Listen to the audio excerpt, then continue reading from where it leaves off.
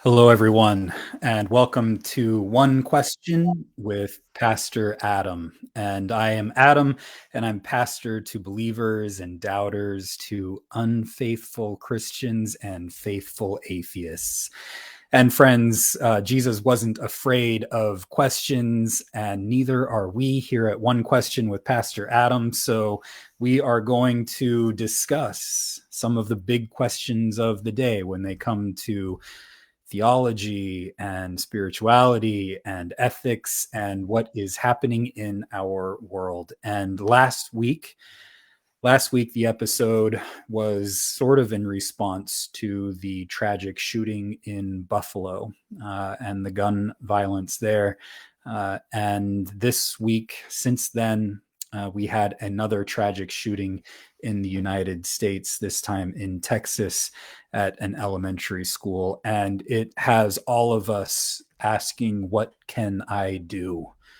What can I do about the gun violence that just seems to be out of control in the United States? All of these mass shootings that are happening. What can I do? And if you are like me, you are feeling a bit hopeless and powerless in the face of all of it. And so wanted to talk about it today with you and with our special guest, a dear friend of mine. Last week, as I was talking about this, I mentioned that I have friends and family that I love who are gun owners, responsible, good, law-abiding gun owners. And I love them, and they do good things in the world. And one of the people that I love, who is a gun owner and even a member of the NRA, I just found this out today, is my dear friend Micheal Garcia.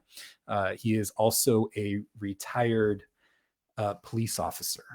And so there are few people in this world that I would want to talk with about how to solve the gun problem that we have in the United States than my dear friend Micheal Garcia. So I'm going to bring Micheal in now. Jessica, hello.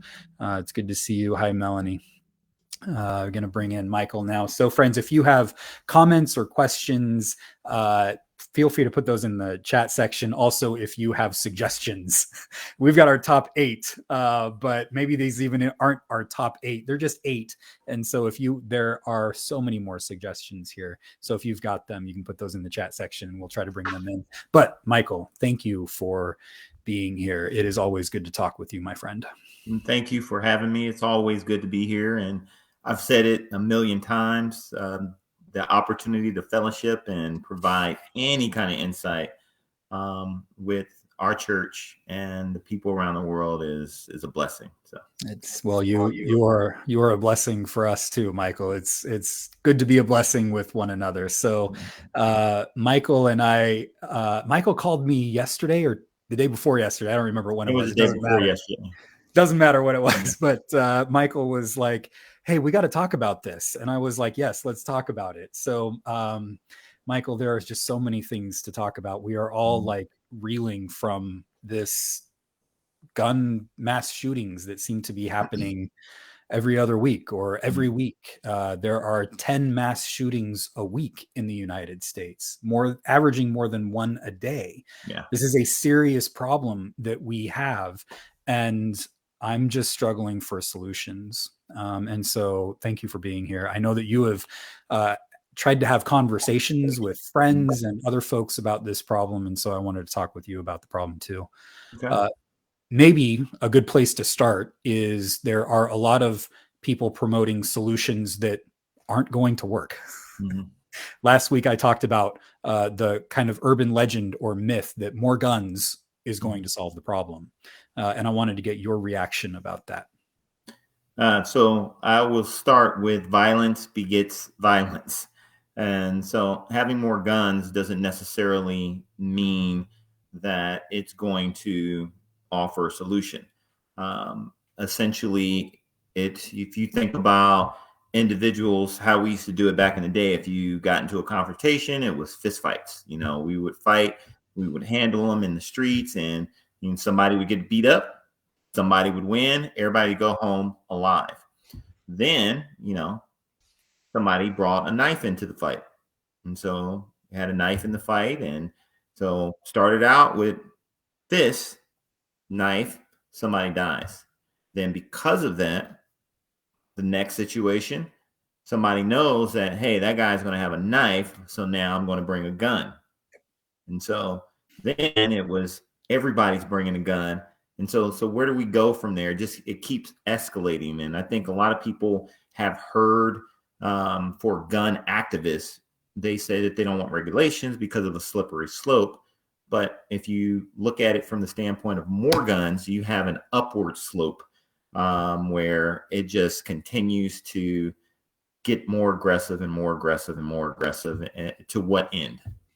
So a lot of people in the wake of the shooting at the elementary school in Texas are saying exactly this kind of escalation of violence. So if we just had teachers who were armed and trained with a gun, or we had more police officers there who were trained with a gun, then you could just solve this problem. Well, there was an officer there with a gun. They are still investigating exactly what took place with that officer there. They mentioned that he engaged the individual, but to what extent, we don't know yet. But training alone and having guns in place is not going to be the resolution. Again, it will continue to escalate.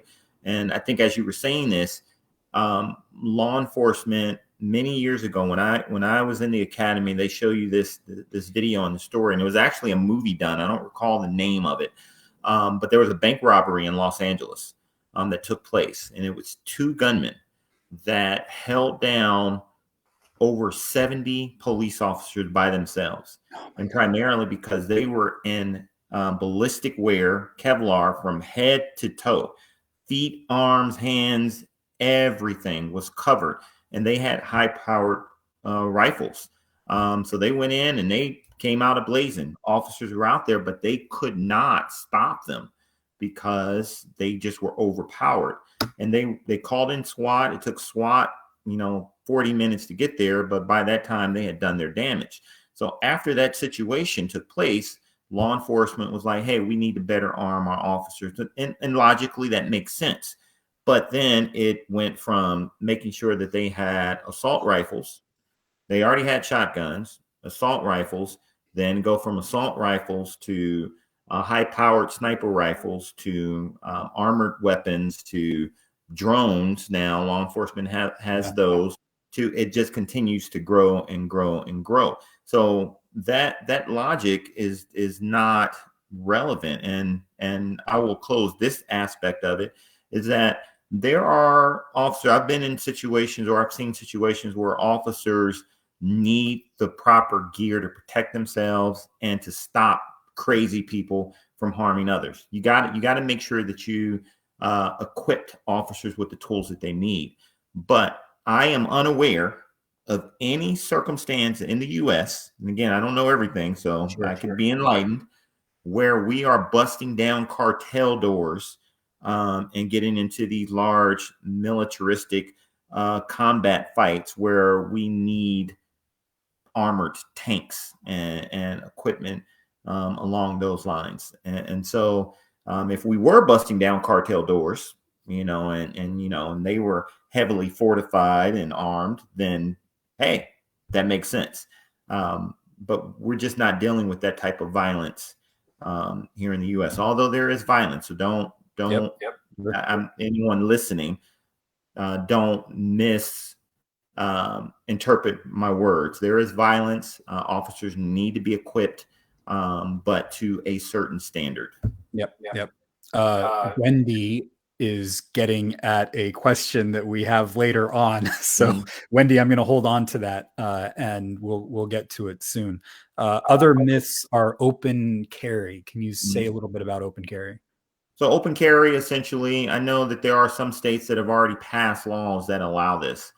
So open carry, there is where you can see a gun. If you go to Texas, you'll see it a lot in Texas where individuals have their holsters. They'll have handguns on their holsters, or you may even see individuals walking around with rifles slinged on their shoulder. That is essentially open carry. Concealed is if you are carrying a weapon and it is hidden, whether it's in a pocket or in a pouch within. And so the theory behind it is that if you have open carry states, then violence is less likely to occur. Well, not violence, but crime is less likely to occur because they see that, oh, that individual is armed. So I'm not going to mess with that individual because they are armed.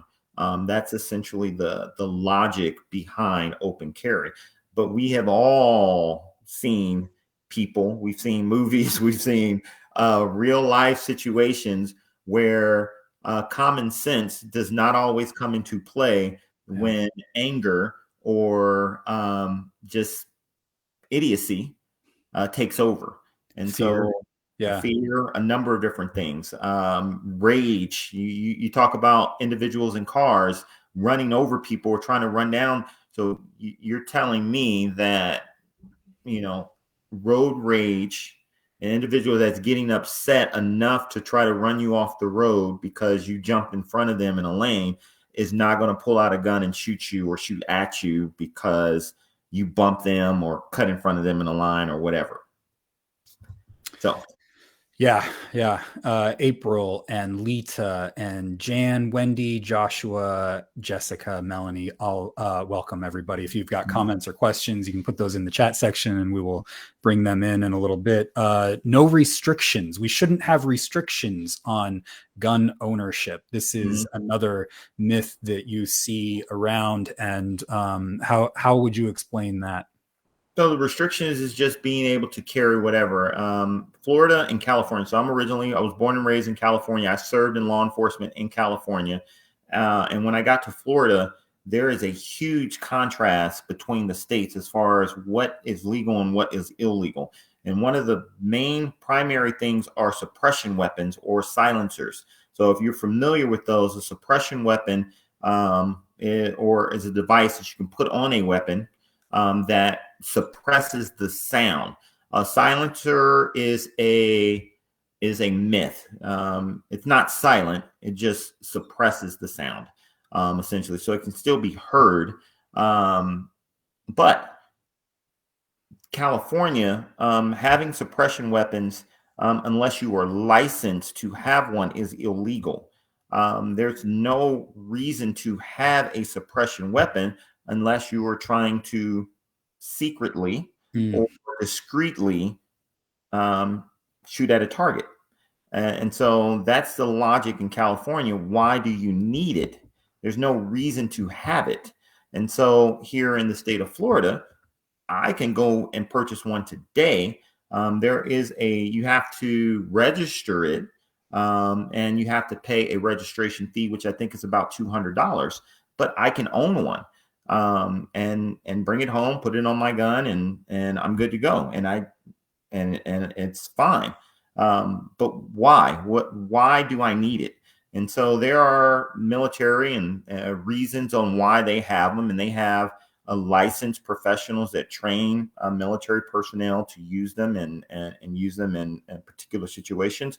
But the law, in essence, and what Pastor Adam is asking about, is the restriction is I should be able to purchase and have whatever I need to protect myself. I'm stepping away for one moment. I want to show you something. Yeah, absolutely. Yes, and I'm back. Good. So for my birthday, I'm not going to tell you how old I am. A while back, I went to shoot with some friends. I went to shoot a weapon that I had never shot before, but I was always intrigued to shoot. And it is a 50 cal rifle. And so this right here is a 50 cal. This is the shell casing from the weapon that we fired. So this is a 50 cal weapon. And the purpose for this gun is they call it an anti-tank weapon. So you shoot at the engines, the chain links on tanks to break them so they can't move. Humvees, different vehicles, you can shoot them to disable. That's the primary purpose. And the Geneva Convention made it illegal for you to shoot this at a human. You can only shoot it at equipment. However, there's a small caveat in what equipment is. Ballistic vest is equipment. And so, if you were to shoot any person with that, they're not going and hit them, they're not going to survive. I tell you all of that because you can purchase a 50 cal rifle in the state of Florida. Why do you need one? You're not hunting with it. There is no animal on this earth, even if you've ever heard of an elephant gun, those are big, powerful guns. They use them to hunt elephants. You would not even shoot an elephant with that because it's going to destroy whatever it hits. And so more is not the answer. Just to kind of wrap that up. Thank you. Thank you. Yeah, those of you who are listening on the podcast didn't get the visual of that bullet, but it was scary. Yeah.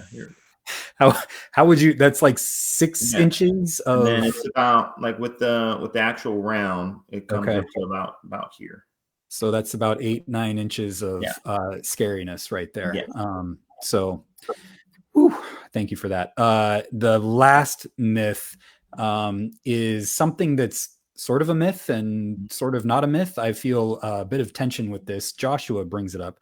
I think anyone who wants to carry a weapon should have a therapist approve their mental health, especially in the emotional category. Honestly, I don't know what that would look like, but I do believe the mind should be balanced while operating heavy machinery. Joshua, I love where you're going with that. And I fully support that 100%. And at the same time, we hear a lot of gun activists blame gun shootings on mental illness.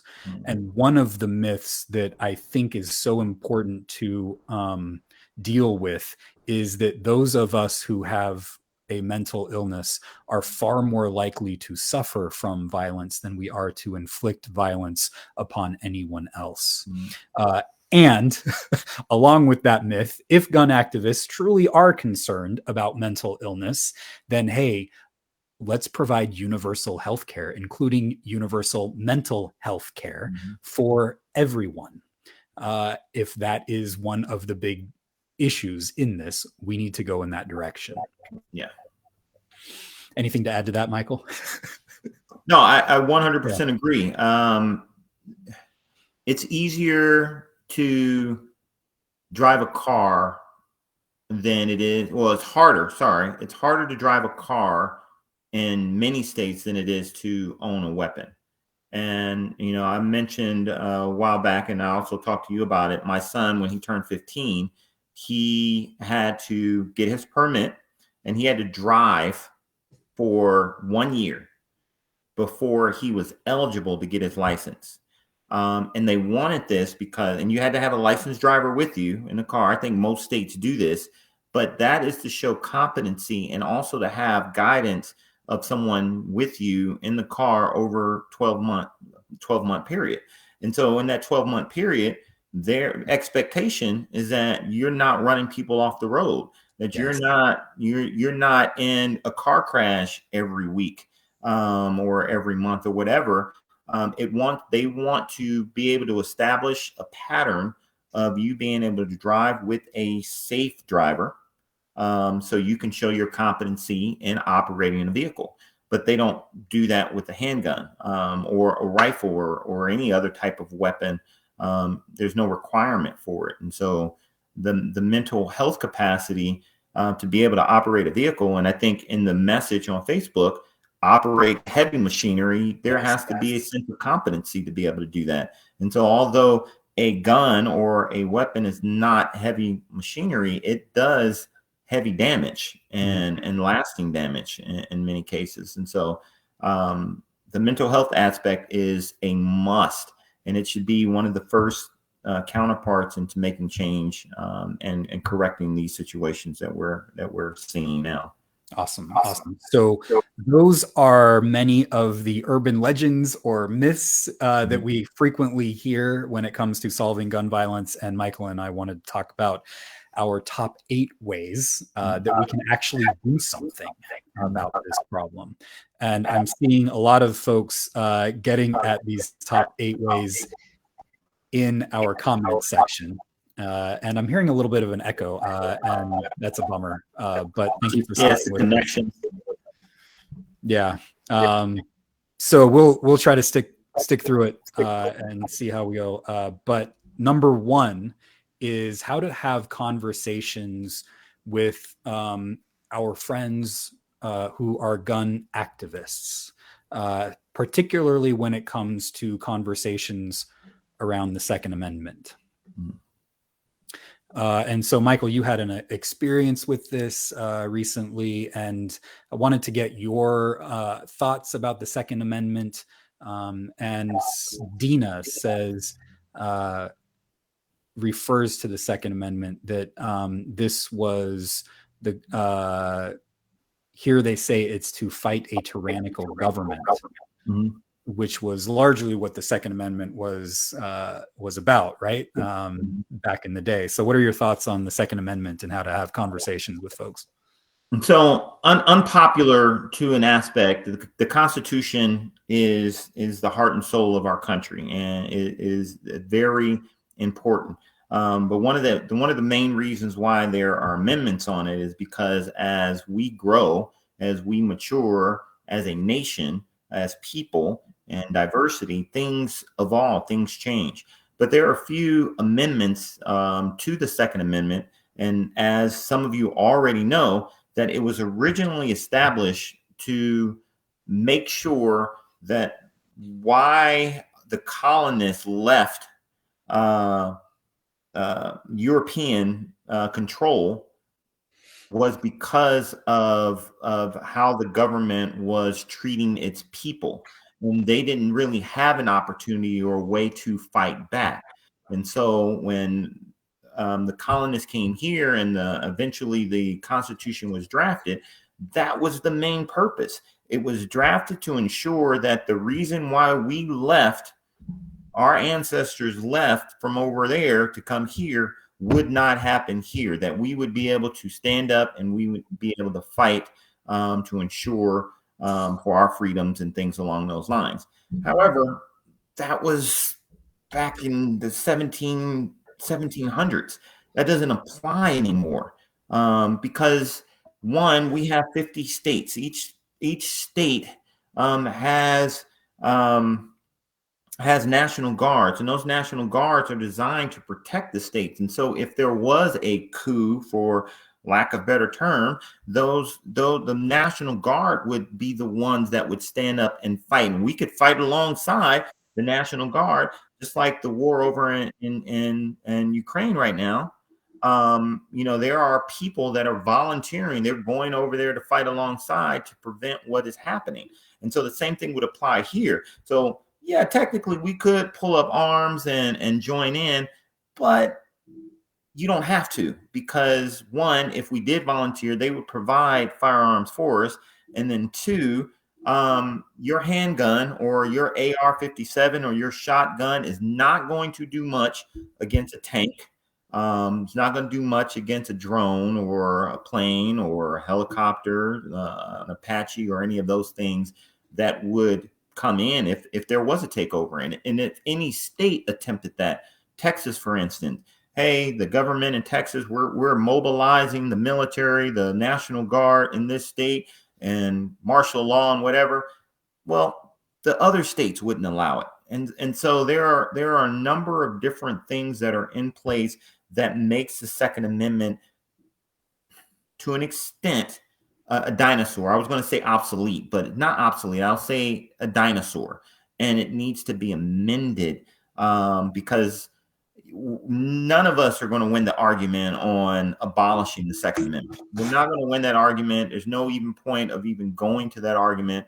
But it can be amended where it states we're regulated, militias can, have firearms or things to protect our own properties, our homes, ourselves, and things along those lines.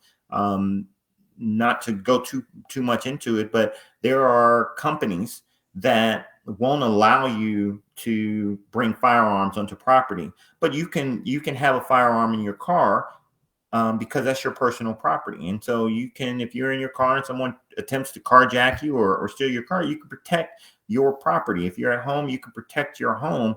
But a sense of the Second Amendment being this thing, I don't want the government to touch my guns. You can take it from my cold, dead hands, because we're standing up against the government, is hogwash. It's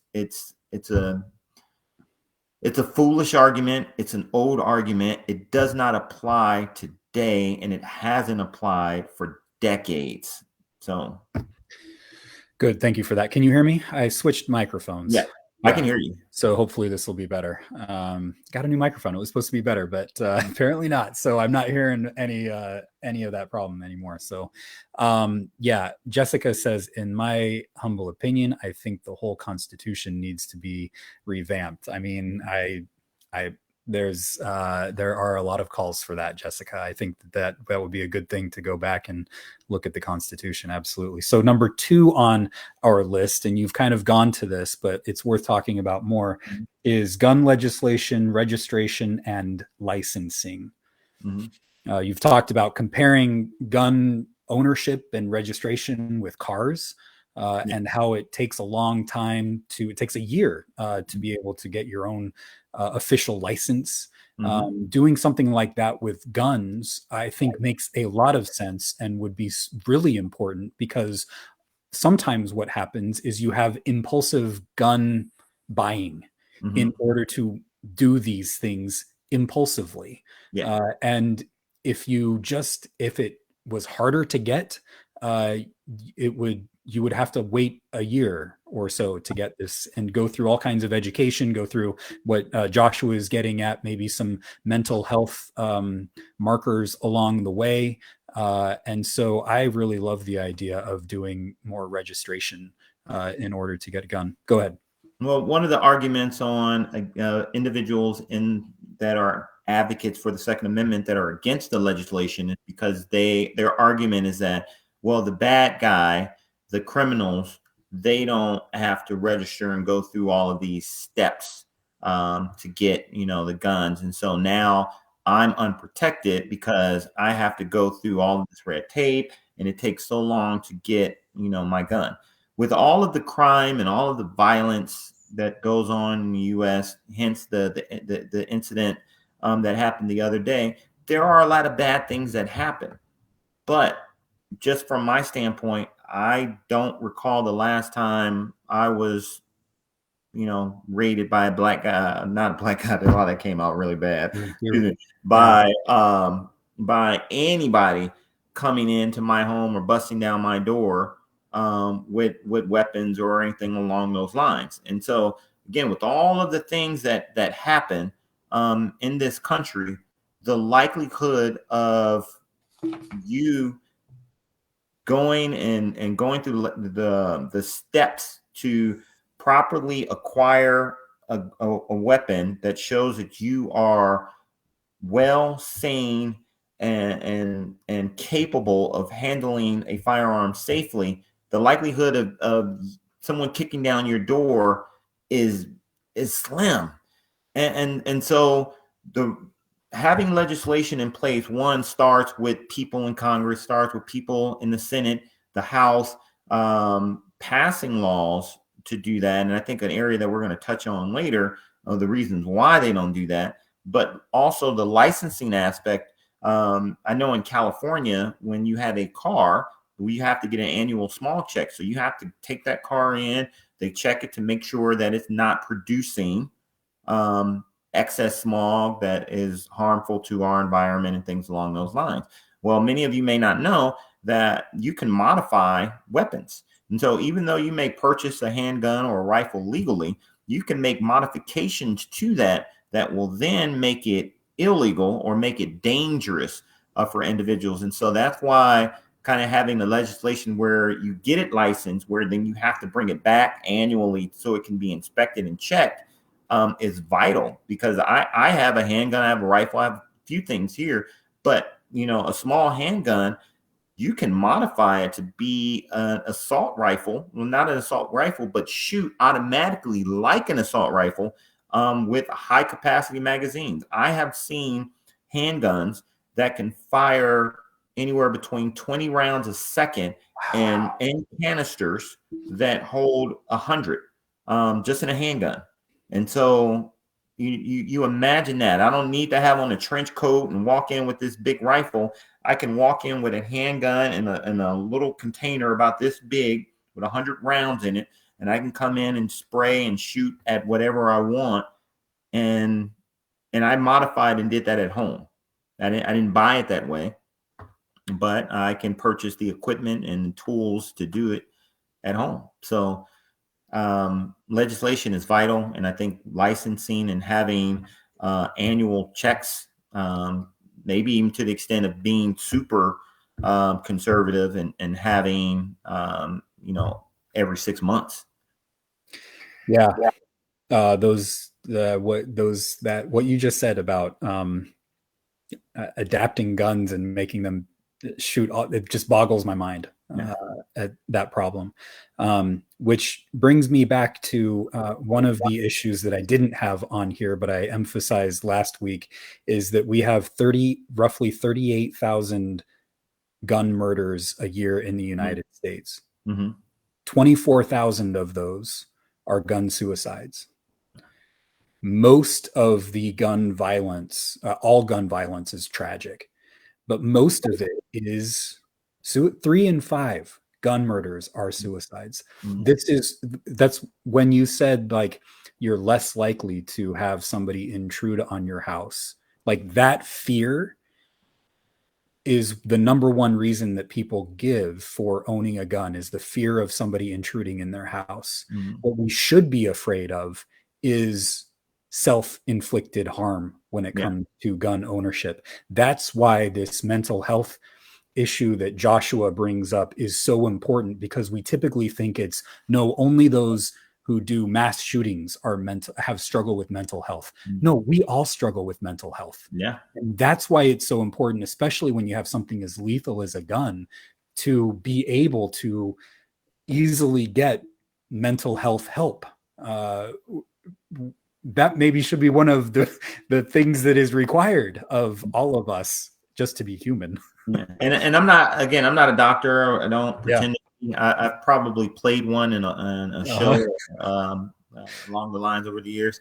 But the challenge with that on both sides is that you have, whether it's a mass shooting or self-inflicted, 100%, it is all mental. Yeah. The individuals that go and do mass shootings, their mental state is where they are reflecting their anger or confusion on other people. They blame other people for the situation that they are in. And I think the situation that just happened in Texas, again, rumored, I don't know for sure, but this is what I was told, that he was upset about not graduating, something along those lines. Again, that is unconfirmed, but if that is the case, I know that a lot of the mass shootings aren't just someone that is sad about themselves, so now I'm gonna go and hurt someone else. They're deflecting or pushing their frustration on others, and then when it's self-inflicted, they're not blaming it on others. Everything that is wrong with them is internalized, and they're blaming themselves, and so they want to punish themselves for the circumstance and the situation they're in. And that's unfortunate. And so going back to what you spoke about when we started this, is mental health, a healthcare, national healthcare system where this can be addressed. And I know you spoke about it in the past about, having a therapist that you go and talk to. And the thing that's challenging, I am working on something that I'm trying to put together a program where I can support individuals that need healthcare, because I've visited organizations like BetterHelp, where you pick a therapist to discuss a number of different things. It can be from financial to family to whatever, to just mental depression. But it's expensive. Yeah. It's Yeah. extremely expensive, and not everyone can afford that. And so, somebody that's looking for help and they go to these websites to get help, or they go to these organizations to get help, and it was like, yeah, we would love to help you, but we need $300 Yep. to do it. And so that that's tough. Yep. That's tough. And Yep. and I Yep. struggle with trying to process and comprehend that. Yep, we need a better healthcare system here in the United States, that's for sure. So we've got about 25 minutes left or Mhm. so, and we are only on number 3. So Okay. we've got a ways to go. Number 3 is what Wendy talked about earlier. We've touched on all of these, I think, a little bit, but we should ban assault rifles like AR-15s. Wendy puts it like this: I'm not against people having guns, but why does anyone except the military need an AK-47? Other countries have found the answer. Thoughts and prayers are not enough. So if I can touch on that, I think I mentioned earlier about the military. I agree with you on the military. Does the public need them? No, I don't think the public needs ARs. But they are a necessity, I think, in law enforcement, only because of the individuals that we do deal with. The criminals do have access, and they will get those guns. They'll get them, they'll use them, and so you don't want the law enforcement showing up with handguns and shotguns, but the individuals that are causing harm have more sophisticated weapons. So they are needed in our society, just from a safety standpoint. If we could ever get to a point where in Superman 4, where they took all the weapons and bombs and threw them towards the sun, then that would be ideal, which Superman 4 was a horrible movie. But that's not a reality. That's not going to happen. And so they are needed in some aspects, but as a civil gun for just the general public to get it, no, I think from that standpoint that there should be restrictions in regards to who can access them. Yeah, absolutely. No, I would not agree with a full on-site ban. Yeah. That reminds me, I should have said this in the intro. Michael and I talked about policing in the United States in season 2, I think. So go check that one out if you want some more on policing. Melanie gets to the 4th topic that we said: organize. We need to be better organized when it comes to the work, the ideas that we're trying to put out there, because the NRA is really organized. Last week, Jeff said that maybe the NRA is going to become bankrupt soon. We can all only hope, but that doesn't mean that other folks aren't going to be organized. How do we get better organized? Melanie puts it like this: that's because I don't remember who they are, but we're able to study car accidents, which led to laws, but we can't study gun violence, which could lead to laws. I remember hearing this story, Melanie, and I don't remember who it was, maybe the NRA, who made it so that politicians didn't want to study all of the gun violence to show it. They're like putting it, kind of hiding it. And that's part of how well organized folks are. How can we be more organized? What can we do to be better organized to make these changes when it comes to gun violence? Well, first, I kind of want to touch on that studies for gun violence have been done. There are studies for stuff that you wouldn't even believe are being conducted. It's just whether or not that information is released to the public. So they're aware of the gun violence and who they are. It can be from the NRA to gun manufacturers to even our politicians. So the awareness is there. It's the ability to act that leads to it. And so from the organizational standpoint, and I'm going to be brief on this, is that the NRA was initially established to provide gun safety and training.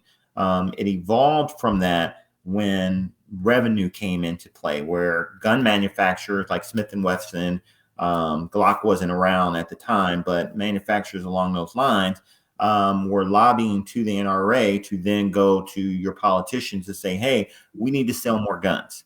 And so when money and revenue came into place, the direction veered and changed. And so then it became hey, we got to make sure that we're taking care of these gun manufacturers and getting more guns sold than training and safety aspects. That all goes out the window because you can't have training and safety and then sell more guns. Because if there's training and safety, you have to stall or hold the gun sales to make sure that everyone is adequately trained and safe. Then you can make the sale. Well, the environment that we're in is all about revenue, and so revenue comes first before everything. That's another reason why we don't have a healthcare system, is because it costs too much money. So that's where we stand from that. Now, how to be more organized is that I am wearing my vote shirt because the organization comes in is that every 4 years, every 2 years, I get phone calls from individuals and say, hey, what do you think about this politician? Are we going to get your vote? Blah, blah, blah, blah, blah. Well, we don't do this, for these type of situations. This conversation that we're having right now, we also had a similar conversation with George Floyd. We also had similar conversations with Breonna Taylor. We also had similar conversations during the Sandy Hook shooting. And the problem is that we create this circle of mass shooting, media frenzy, social media discussions and issues, to nobody doing anything to mass shooting or us forgetting about it or moving on than to mass shooting. And we keep going in this circle. And part of that is because we get tired. People get burnt out and they're fighting and they feel as though that their efforts aren't being directed towards change. And that's where we have to be better. We have to be different. We can't allow this situation today, us being on this camera, on this video, having this conversation is meaningless if 3 months from now we're not doing anything. And so that's the whole purpose of this discussion today. We're going to talk about more things that we can do in a bit. Jeff says we need to require gun safety training before ownership. My brother was killed at age 14. Target practicing with a neighbor boy who had no training, although my brother had training. This happened in 1946 or 1947. Oh, Jeff. Yeah. Todd says other nations have successfully taken action to avoid mass shootings. I want to believe that America will choose to adjust, redefine, alter, etc., the Constitution to protect our children and families from these horrific events. Goodness. Yeah. I mean, if I can touch on that real quick, I'll be real brief. Other countries have done it because they don't have the American syndrome. Americans have a sense of entitlement. And so the moment you state that you're going to take something from us, then we get defensive or we grab on and hold on to it tighter. And so that's not necessarily a sense that is going to work here in the States, but there are things that we can do. And those are the things that we need to kind of focus on. Those examples in other countries are great. Problem is we're not those other countries. And so we have to find stuff that works for the US. It's just tough. Yeah. So organize. Yeah. We talked about organize, the NRA and stuff. The NRA also historically began as a gun safety organization. Yeah. I mentioned it. Yeah. Mm-hmm. Yeah. And then I was researching in the 1960s when there was more violence coming around. The NRA started stoking more fear in people in order to sell more guns. And so 1960s, 70s, 80s, and today still stokes this kind of fear. And one of the things that we've touched on a little bit is how to manage our fear. Mm-hmm. This is another mental health issue, but also a lot of us just fear the intruder coming in the door. And it's not based in reality. So how do we manage fear, have an appropriate sense of fear, and live in what reality? I don't want to phrase it like that, but that's like managing fear, especially when we've got forces that are stoking fear in us, is one of the things that we have to deal with. Well, we have to change our mindset in the way that we look and think about things. There's a saying as a coach, for those that know, I coach runners in track and field, and there's a saying of being comfortable, being uncomfortable.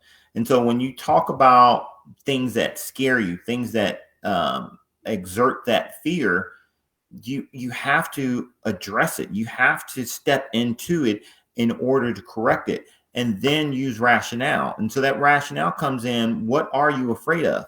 It's like, are you afraid of the dark? Okay, why? What are you afraid of in the dark? Well, something's going to grab me. All right, has anything ever grabbed you in the dark?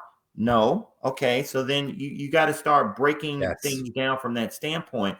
And so if your fear, as we both stated, that you're concerned about someone kicking in the door, well, in your community, how often has that happened? If it is happening in your community on a regular basis, then it's not fear that you should be concerned of. It's stupidity, because you should have moved out if you can. But from that standpoint, I mean, you got to look at it from there. What can you do to curb that fear and address it, and then have conversations with individuals that can help you process it and process that fear? Because if you're not doing that, and you're just allowing yourself to move through with emotions, then you're doing a disservice to yourself.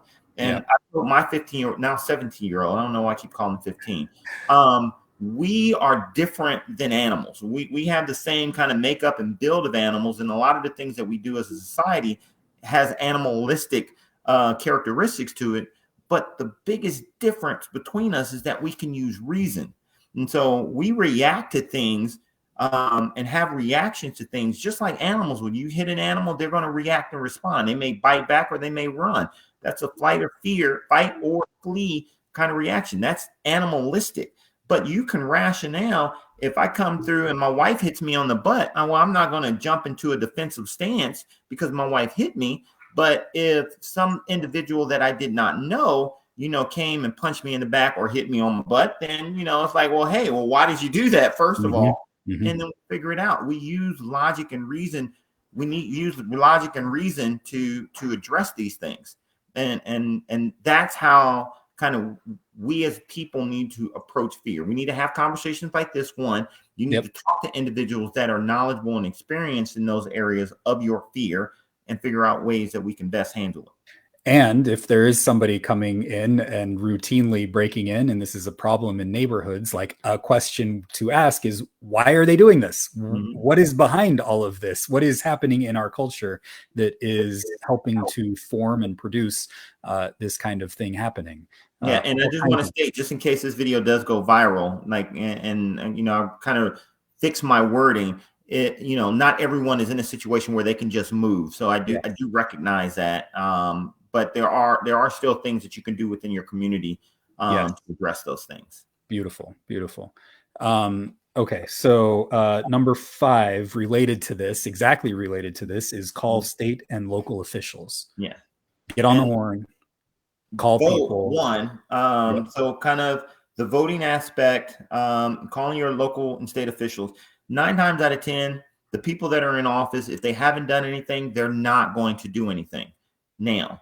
And so if this is a concern for you, an issue for you, it needs to be the primary reason why you vote and who you vote for. Now, it's not our position or place to tell you who you should vote for, but issues that matter to you should be the focal point of the candidate that you're picking. If you review and study a candidate and you know that they're an advocate for gun reform, well, maybe that's somebody that you should be looking at.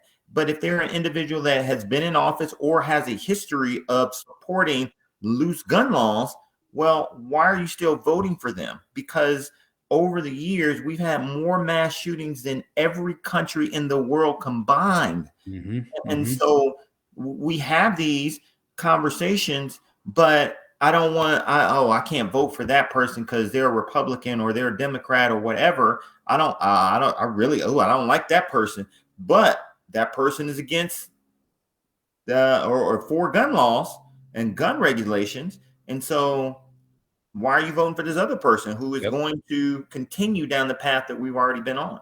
Yep. Yep, absolutely.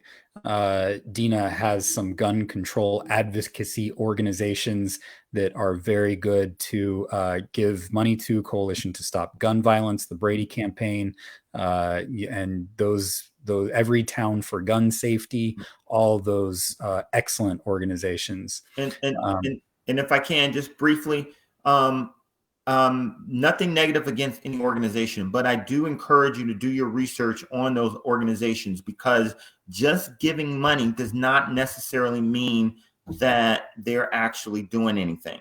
yep. Okay, make sure that you're researching on what they're actually doing with that money. They can have a pretty website and talk about the things that they want to do, but aren't actually doing it.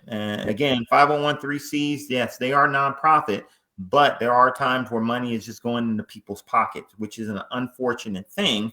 But just make sure that you understand where you're giving your money, and what it's for. Excellent advice, no matter who you're giving money to, Yeah. donating to. Absolutely.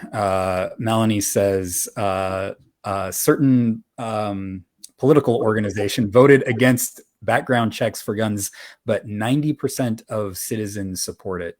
That's part of the good news, is the percentage of citizens in the US who support more gun regulation. And if we can just organize better, that would be awesome. So, number 6, we had learn to manage fear, which we've already talked about. Number Mhm. 7 might be one of the most important things that we came up with, which is host your very own evening of information and action to educate your friends and community about gun violence. Yeah.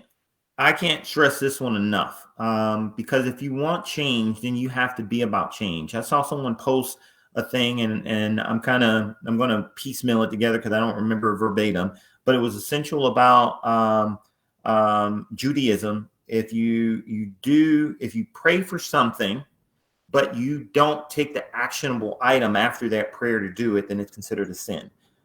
So in this particular case, if you are praying for regulation change, but you're not actually doing anything about it, then in itself is a sin. So I'm not telling anybody that they're sinning. Yeah. We all do.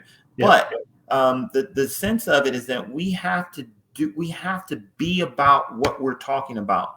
We have to take those steps towards change and not allow the flame to die out. The flame dies out because, oh, I'm just overwhelmed. We all do. Take a break, sit back for a minute, but then get back on the horse and continue down the road.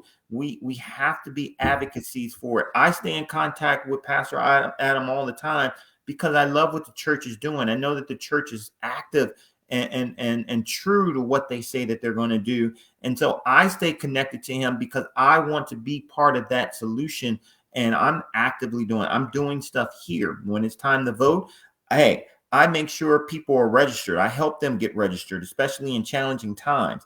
I offer and rent vehicles to drive people to polling stations to make sure that they can vote. So I do actionable things that I can do to make sure, and I study the candidates to make sure that I understand what they're about and what they're for, and to ensure that we're putting the right people in place so we can make the changes that we want and need. And so if we're not doing that, if we're not staying active and keeping these topics up, every time Pastor Adams ends a service or a sermon, he says, cause good trouble. Let's do We it. have to continue. We got to do it every day. Yep. It's not just a, hey, all right, oh shoot, a mass shooting. All right, let's go out there now and do something. No, because we're going to be back here if we don't make a change or do something different. And so I don't want to be back here. I don't want to have this conversation about 11-year-olds, 10-year-olds, 9-year-olds being murdered in school. I don't want to have that conversation anymore. Yeah. So some of the things you can do, especially now over Zoom, the last 2 years has introduced us more and more to Zoom and these kinds of conversations. You can host your very own information and action evening over Zoom or in your house with your local folks. I Googled, or on YouTube, I went on and said gun control, just looked up gun control conversations. There are so many TED Talks. There are so many great videos that are conversation starters and also action starters. Mm-hmm. One of the things that I love about having Micheal on is I feel so far behind on conversations when it comes to guns, and Micheal is a wealth of information when it comes to this. And so, And there's a lot I don't know. right. I mean, There's still so stuff to learn and know. yeah. So there is a wealth of information on YouTube when it comes to all of this. You could show a 15-minute YouTube video and have a group conversation at your home or online or whatever. And our final one, number 8, is educate ourselves about nonviolent communication and methods of de-escalation and teach these to people at young ages. I personally think that this is so important and culturally transformative, because typically what we think the answer to violence is, as Micheal started us off with, more violence. How can we train ourselves away from that and towards de-escalation, towards nonviolent communication?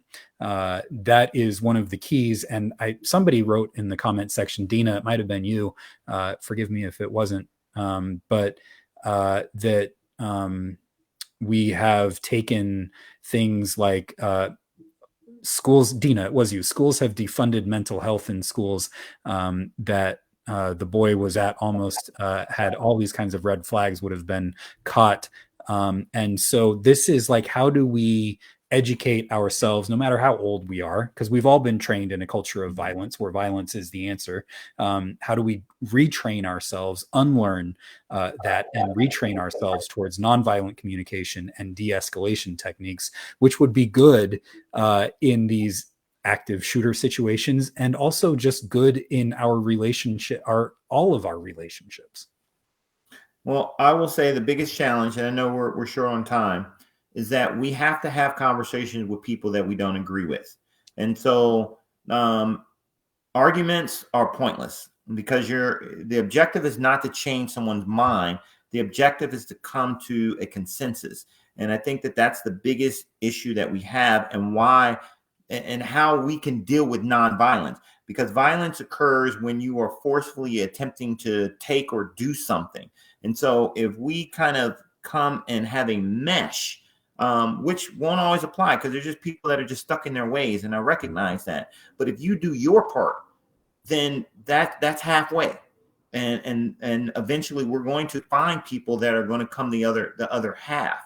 When I was in law enforcement, they used to teach us de-escalation tactics, but over the years, they started bringing individuals that taught you how to be more violent and be rough, and that's a whole nother conversation. Yeah.